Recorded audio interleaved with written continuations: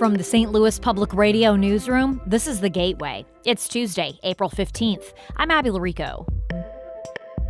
This fall's incoming class of college students is expected to be the largest ever, followed by a dramatic drop-off in upcoming years. With a 17% decline in the number of young people having been born, we would have to see an increase in matriculation rate that's frankly not realistic. The financial impact of the looming enrollment cliff for Missouri colleges and universities. That's coming up after this news on The Gateway. The president of the St. Louis Board of Aldermen has filed a federal lawsuit to block parts of a new law handing oversight of the city's police department to the state. Megan Green's suit challenges sections of the new law that prohibit officers of the city like herself from, quote, impeding, obstructing, hindering, or interfering with the governor-appointed board. She's also challenging another section requiring the city to spend a percentage of its budget on the department, contending it's an unfunded mandate that runs afoul of the state constitution.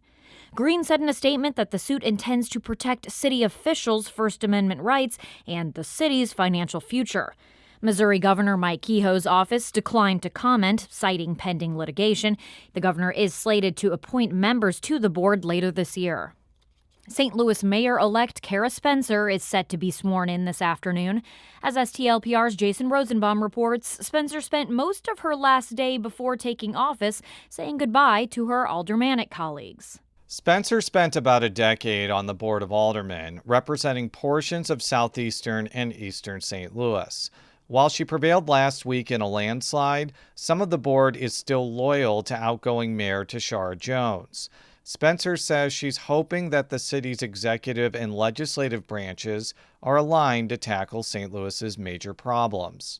I want to make sure that we're lockstep with the legislative branch as we consider big initiatives like the RAM settlement funds, charter reform, city managers, those big things that we're talking about moving our city forward with. A special election for Spencer's 8th Ward seat is slated for later this year. I'm Jason Rosenbaum, St. Louis Public Radio. Missouri lawmakers passed a bill yesterday limiting how much courts can intervene related to ballot language written by the legislature. Currently, language on proposed statute changes or constitutional amendments written and passed by the legislature can be rewritten by courts during litigation. Under proposed legislation, if the court finds the ballot language to be unfair, the court can provide suggested changes, but it is the Secretary of State's office that would prepare the new summary. The Secretary of State would have 3 chances to write a summary before the court could submit its version.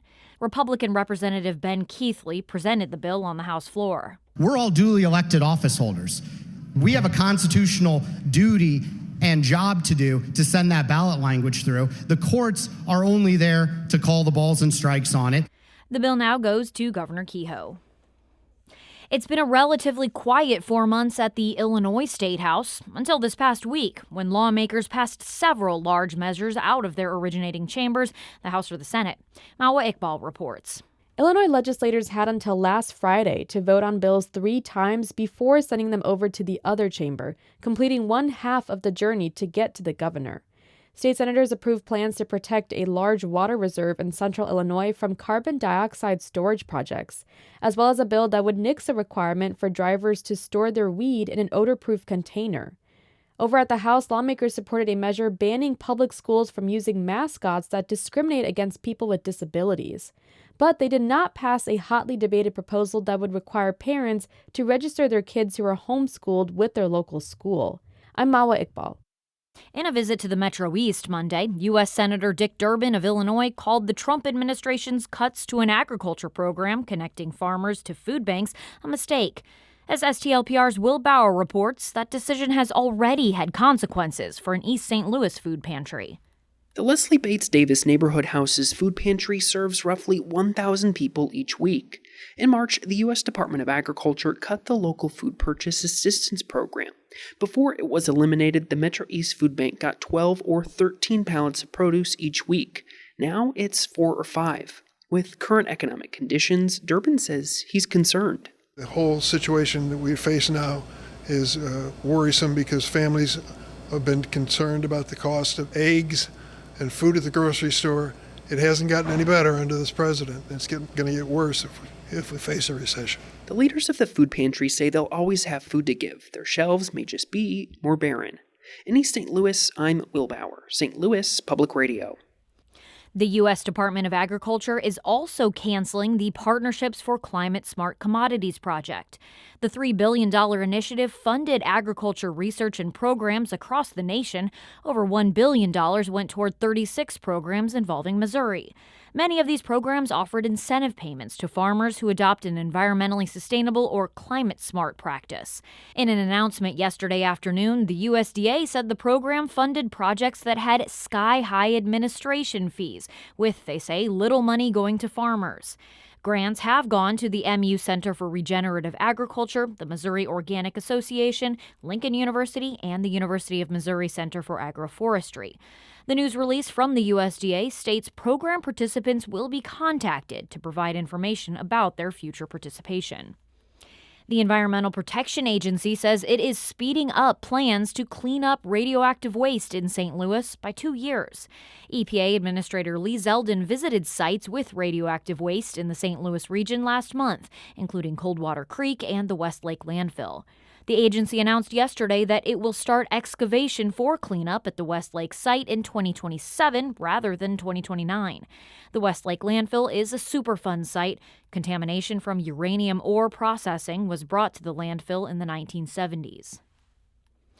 The U.S. economy had a solid start to the year, posting modest growth in the first quarter and inflation readings below 3%. But St. Louis Public Radio's Eric Schmid reports the Trump administration's tariffs threaten to upend it. The back-and-forth tariff policy has introduced lots of uncertainty to the economy, making any predictions quite challenging. That was evident in the Economic Outlook Federal Reserve Board of Governors member Christopher Waller delivered to the Chartered Financial Analyst Society St. Louis on Monday. Waller presented two possible scenarios, the effective tariff rate remaining at 25% or quickly falling to 10%. The fact that there is still an increase in tariffs means that the smaller tariff scenario would still have a negative effect on output and employment growth, but much smaller than the larger tariff scenario. Waller says the new tariffs will push inflation higher in the short term, but it likely won't last since they're considered one-time price increases. I'm Eric Schmid, St. Louis Public Radio.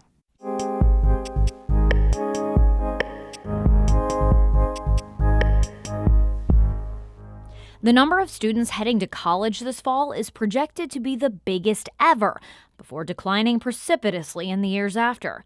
For some schools, that's more than just a demographic concern.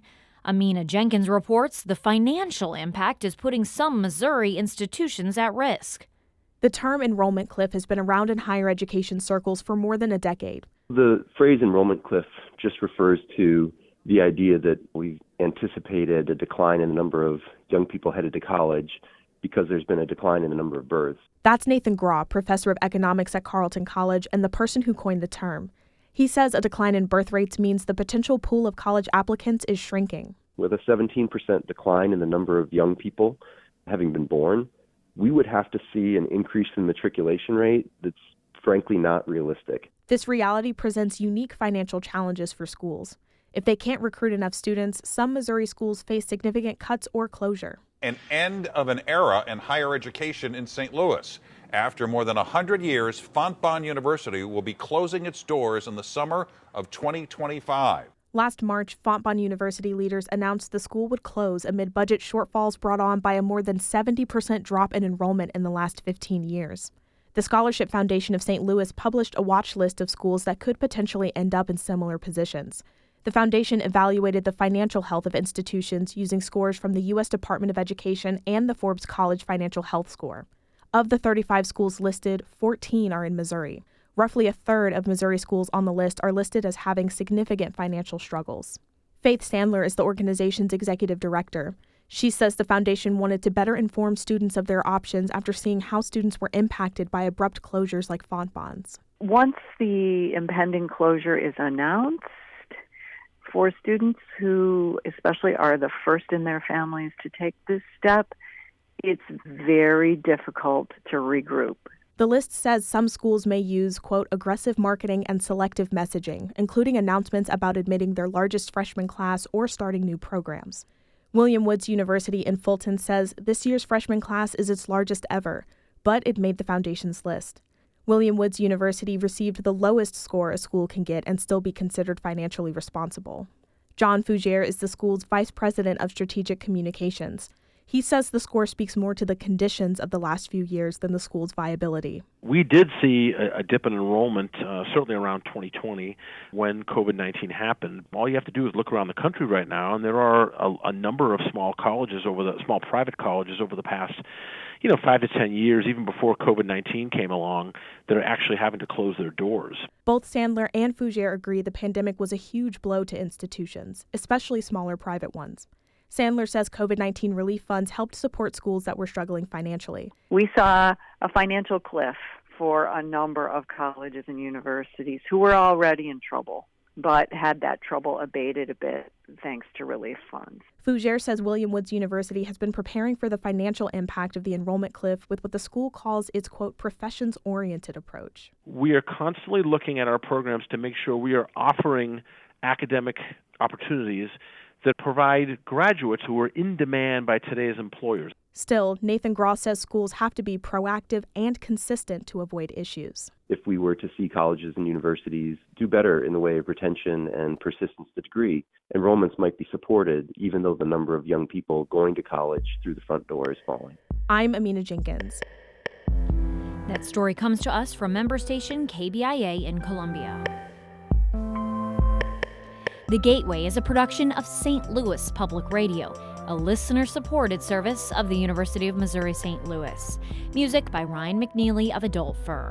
I'm Abby Larico, and from the St. Louis Public Radio newsroom, this has been The Gateway.